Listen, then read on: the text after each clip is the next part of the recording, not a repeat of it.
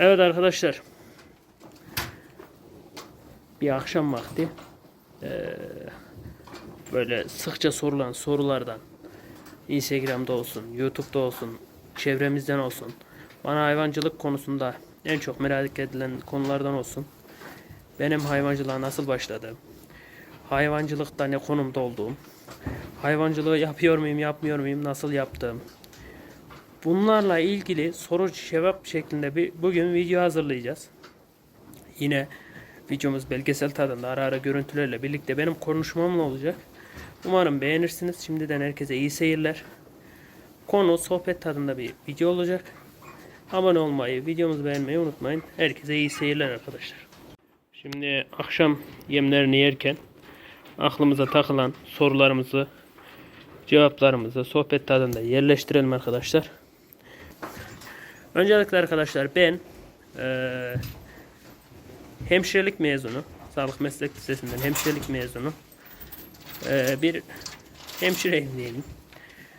Ondan sonra daha önceden ailem dededen küçükbaş yapıyordu, sonra büyükbaşa döndü. Ben okulum bittiğinde 3-4 tane 5 tane kadar inek vardı. Onun dışında biz gittik özel şirketlerde sağlıkçı olarak çalıştık, belirli yerlerde çalıştık. Devlet kadrosunda değil, özel bünyede çalıştık. O sırada çalıştığımız ufak birikimler ile ve ailemizin de bulunan hayvanları ile üstüne ekleyerek hayvan aldım. Çünkü o süreçte de ben hayvancılığı araştırıyordum, seviyordum. O süreçte 4-5 inek varken, araştırırken, eksiklerimizi görürken, yer konusunda eksikken, beni çok öncelerden izleyen arkadaşlar için söylüyorum. Şimdi şu inek bir ayağına takıldı. O süreçte yardım edelim. Dur. Dur kızım. Dur. Hop. Şimdi o süreçte bize çevremizde yapma, sen hemşireliğine, sağlıkçılığına devam et derken, hemşirelik devam et derken biz bir yandan hayvancılık, bir yandan sağlıkçılık olarak özel sektörde devam ettik. Tabi bu süreçte devam ettik derken o süreçte hayvan sayısı az oldu. Ailemiz devam etti, biz çalıştık. Yani abim de var, babam, annem de var. Onlar devam etti, biz çalıştık. Çalıştığımız süreçte hayvancılığı yine araştırma içerisinde olduk. Boş zamanlarımızda gittik çiftliklerde hayvancılık yapan arkadaşlardan besi, süt çiftliği, mera hayvancılığı ve çok eksiklerimizin olduğunu, çok geride olduğumuzda fark ettik. Onu söyleyelim. Onun dışında biz dedik hangisini yapabiliriz? Bu süreçte onu araştırdık. Biz dededen küçükbaş yaparken sonradan büyükbaşa geçtik. Ben büyükbaş içerisinde büyüdüm. Büyükbaş hayvancılığının içinde büyüdüm diyebilirim. O zamanlar yerler hayvanlar vardı. Kara inek, karadan o şekilde ilerletirken biz bir anda mera hayvancılığını araştırırken, boğa almamız gerekirken, boğa aldığımız dönemde baktık elimizdekileri neden kurbanlık olarak yapmayalım derken bunları sürekli bir denedik. Yapma potansiyelimizin olduğunu gördük. Bir dönem kurbanlık sattık.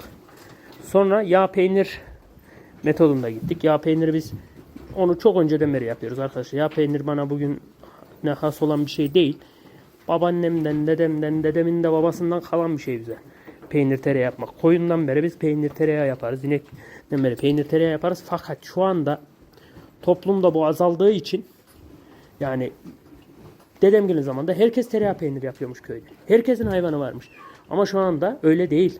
Köyde bile belirli sayıda, belirli aralıklarda hayvan sayısı var ve bunlardan çok nadir olan artık peynir tereyağı yapıp bu işlerle uğraşıyor. Bunlardan biriyiz. Şu anda hala devam ediyor. Peynir tereyağı yaptığımız ürünler de devam ediyor.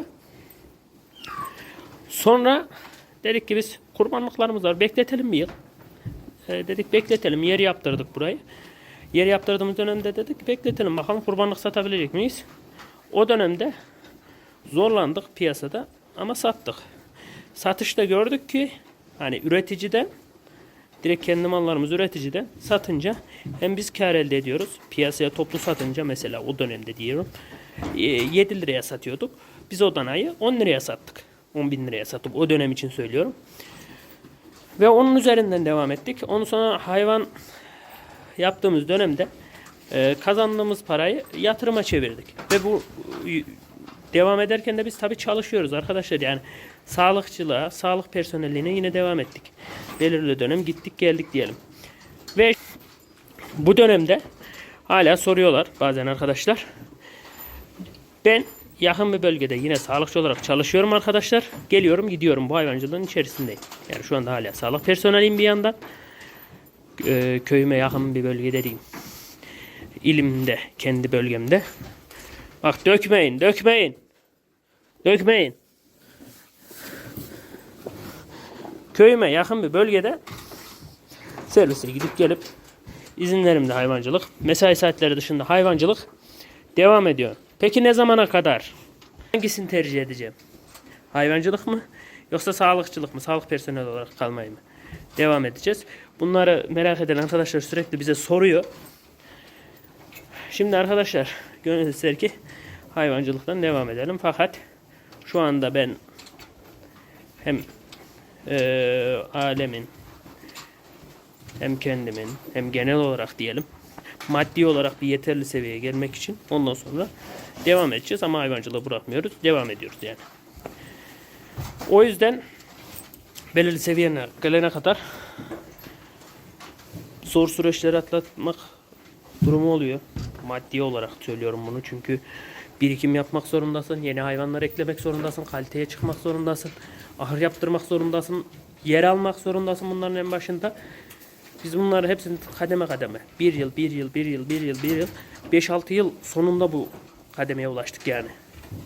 Kalkıp da biz bir anda 2 senede, 3 senede bu hayvan sayısına, bu hayvan metoduna gelmedik. Şu anda da hala eksiklerimiz var fazlasıyla. Biz bunu kabul ediyoruz fakat yeterli pozisyona ulaşana kadar devam edeceğiz. Devam edeceğiz arkadaşlar. Bizim aklımızdaki şu anki potansiyelimizdeki işlerimiz nedir? Bak kendi dişilerimizi şu anda bekletiyoruz.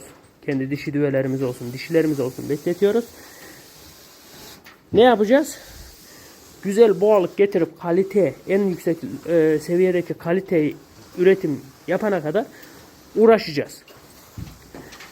Daha güzel ahırlar yapana kadar uğraşacağız.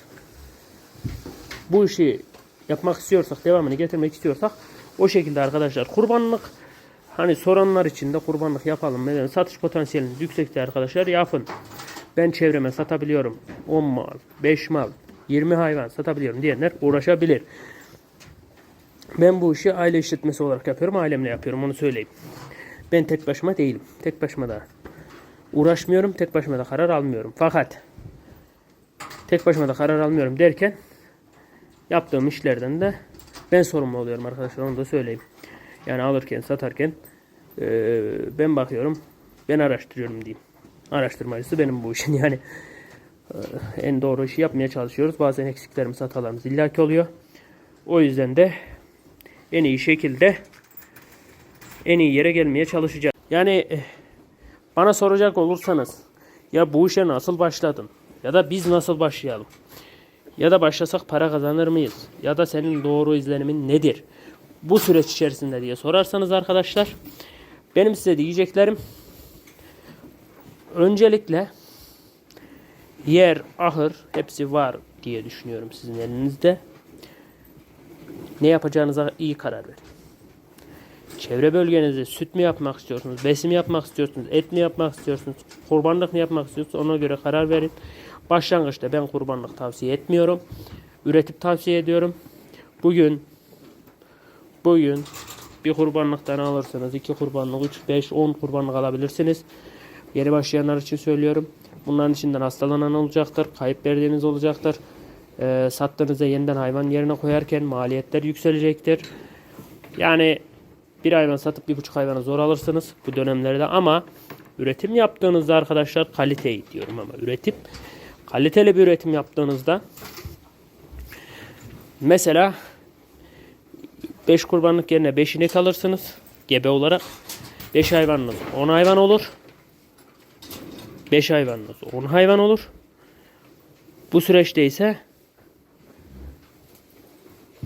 sütünü de değerlendirirsiniz. Yavrularını da 5-6 aylık dönemde değerlendirirsiniz doğduktan sonra. Güzel kaliteli hayvanlar üretirseniz. Benim tavsiyem bu şekildedir. Yeni başlayanlar için söylüyorum. Alırsınız süt ineği. Alırsınız mera hayvancılığı için uygun gebe düve. Süt düvelerinden yani gebe düve alırsınız diyeyim. Süt ineği de alabilirsiniz. Fark etmez durumunuza göre. Aldıktan sonra da kendiniz boğa katarsınız. Aldıktan sonra üretim yaptıktan sonra hani tekrar gebe kalacak ya. Veterinere de tohumlatanlar oluyor da o ayrı bir dönem. Boğa katarsınız. Bu süreçte kazanç sağlarsınız arkadaşlar.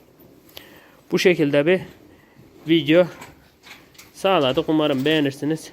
Herkese iyi seyirler.